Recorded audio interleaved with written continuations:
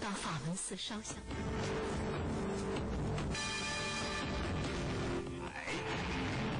若到团圆4明月，我一定会回来的。我等着你，你一定等着我，你一定要回来。这，等着我回来。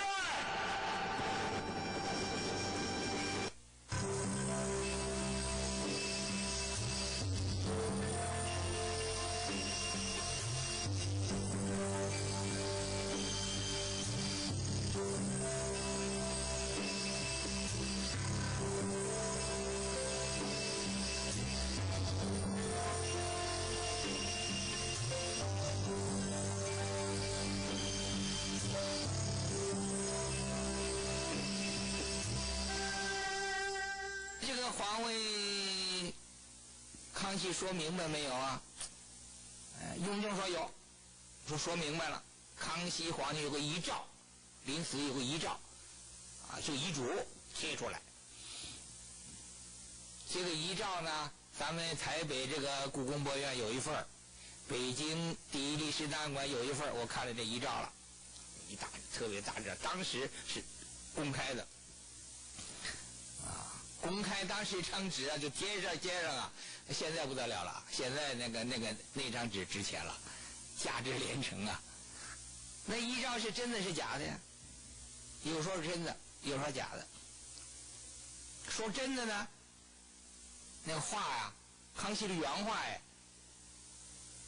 说假的呢，说有一句话不是康熙的，哪句话呢？前头啊，其实不关紧要了，说我呀是这一辈子做什么什么事情啊，就我刚才说那段了，真的20多岁不该想30多岁，30多岁不该想40多岁，40多岁不该想50多岁，现在50多岁了，如何这一大段，这是真的，这无关紧要啊。最重要的最后那句话，皇四子胤禛，就那个雍正，人品贵重，心少正宫，就长得非常像我，就让他继承皇位。这句话是最重要的，对不对？别的不是最主要，这句话是真的是假的。康熙死之前没这句话，原来的遗诏没这句话，那现在这句话是真的是假的。这句话真的，那雍正继位我就是合法的。他的兄弟谁不得说这句话是假的？那你雍正就除了你让他哥们都不服啊？多少个兄弟啊？康熙35个儿子，20个女儿，一共是55个孩子。女儿不能参加这皇位争夺，是吧？那这35个兄弟谁都有可能啊。太小了就算了大一点20来岁以上的还有10几个呢，人家都封了亲王郡王都有战功他就争啊。那说是康熙临死之前说了，他跟谁说的呀？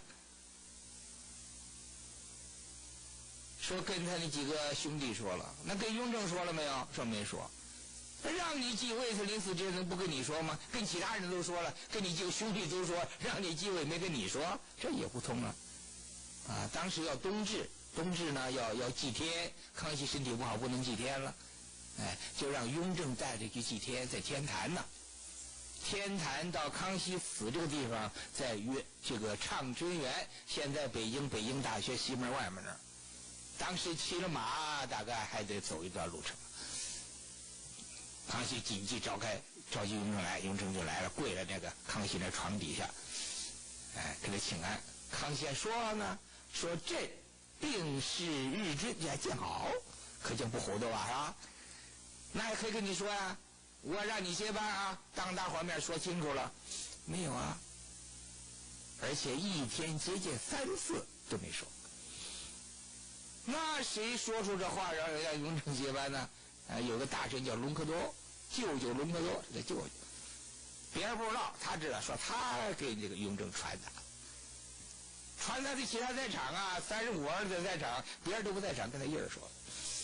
你这时候就是没有旁证啊，是不是？完了，雍正下令，所以北京城门全关，紫禁城城门也关。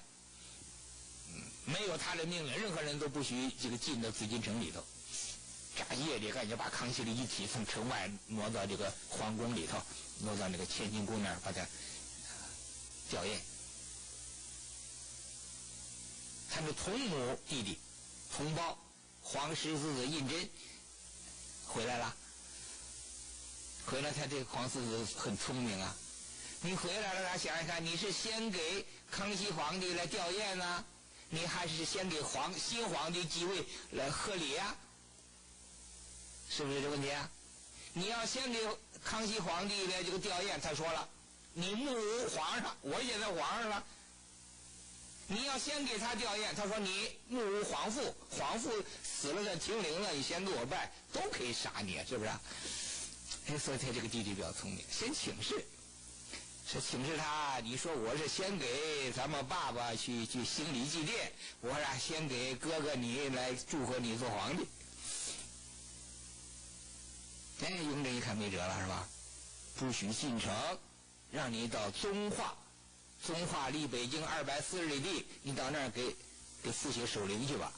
他就到那儿去了。这样雍正就办了登基典礼，就当了皇帝了。兄弟之间就是可能有人不服吧，是吧？七嘴八舌。后来就一个个处理，把这个政权就算稳定住了。雍正啊，在位13年。雍正这个人呢，第一是勤奋的勤，他爸爸就勤，天天叫御门听政。御，皇帝的御，门就是那乾清门，听，耳朵听，政治政俗工作政事，每天早上开会，御门听政。夏天有时候到长春园，有时候到西园，就现在中南海，也有时候到避暑山庄。他出巡的时候走哪就在哪按时御门听政天天，所以勤政。雍正也勤政。雍正做了一些改革，康熙太仁爱了。我举个例子给大家听啊。有一次康熙出巡，皇帝出巡呢，走路上有一个人在那躺着呢，这得了吧？皇帝挡了御驾了，是不是？把你抬到一边，不拿鞭子抽你一顿，就算很客气了。耳机起草把让的这个看什么事情啊？说有人挡了御道了，看问问他怎么回事啊？说问问他不说话，说怎么着就给抬到路边了。停了就停了。你们看怎么回事？就是闹不清。后来勉强能说我啊，用功，用今天话说就在外面打工了。到过年了，过年回家过年呢，那个老板挺黑，没给钱。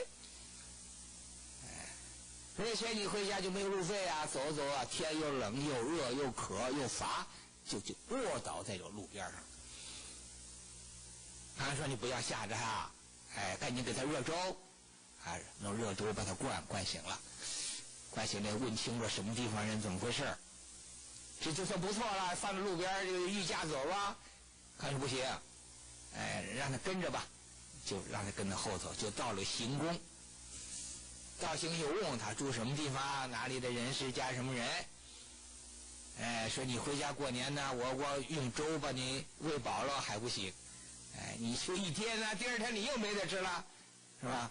说这样的吧，我给你点盘缠，给你点银子，除了你自己吃之外，回家呢给你老父亲老母亲过年，买点吃的，买点用的，一块回家过个年，给他带点吃的，给点银子，就把人答复回家了。不容易啊，皇帝啊，管天下人多了，这时候天下人至少有1万人口，是不是啊？所以我觉得这个康熙皇帝他是有一种仁爱的精神。皇帝当然他有很多的问题，有很多错误，也都可以批评的啊。三宫六院七十二妃，这是也都是可以批评，但是它也有可取的一面。我们研究它可取的一面，我们可以参考。他这个雍正皇帝为什么要改革呢？康熙啊，他比较仁爱，对他大臣呢比较宽容。大臣一看呢，上头挺宽容，就贪吧，贪污吧，咱们贪嗔痴那个贪污。康熙知道以后，我们都说老臣了，多少年的关系了，也下不得手来处理他。这问题就严重了，仓库里头那个钱也少了，粮也少了。雍正一上台，看这问题很严重啊。所以雍正呢，他父亲是宽，雍正是猛，大刀阔斧的改革。一查仓库，报的有多少粮，实际没有了，赔。谁赔呀？好几任呐，官都调走了，谁在这做官，一个名单拉起来，大伙赔。每年赔多少，做出定额要赔了，老子死了儿子赔。所以经过雍正前些年的改革呢，这个康熙晚年些弊政啊就有所纠正。